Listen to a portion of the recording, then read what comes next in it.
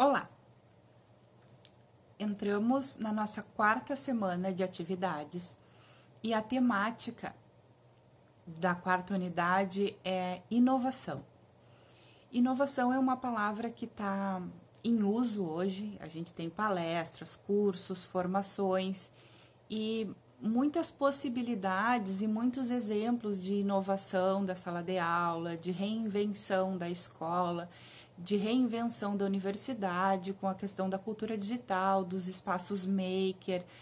de colocar a mão na massa, de criar junto com os alunos. E às vezes a gente pode, nesse percurso, se frustrar por não se sentir parte de toda essa mudança, ou essa revolução da educação e da tecnologia. Mas uma coisa que eu percebi ao longo do tempo e dessa trajetória de praticamente 18 anos de formação de professores, é que muito mais do que o recurso, ou que a tecnologia mais moderna, ou a metodologia mais utilizada, ou que funciona melhor em notícias, em sites, em artigos, é o sentido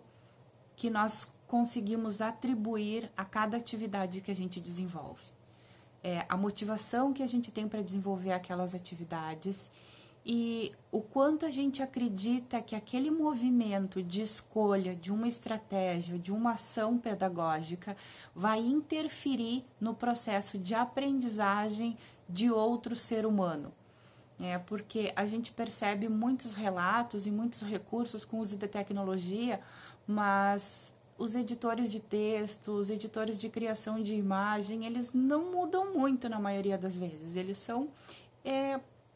recursos, são ferramentas. O sentido e a inovação, ele surge quando a gente organiza esses recursos e dá sentido a eles. Escrever um texto, por exemplo, pode ser só escrever um texto. Quando eu escrevo um texto para que o meu professor leia, é um modo de escrita. Quando é para dividir com os meus colegas, eu tenho um outro leitor na memória e eu organizo o meu pensamento de um outro modo. Quando eu faço uma produção que vai ter um outro lugar na instituição, na escola e na sociedade, quando ele vai ser divulgado na internet, quando ele vai causar uma mobilização social, quando ele tem um outro sentido, quando ele vai ser publicizado para mais pessoas e causar algum impacto, é um outro modo de organização de pensamento e outras estratégias que a gente tem para poder produzir esse texto. Então, eu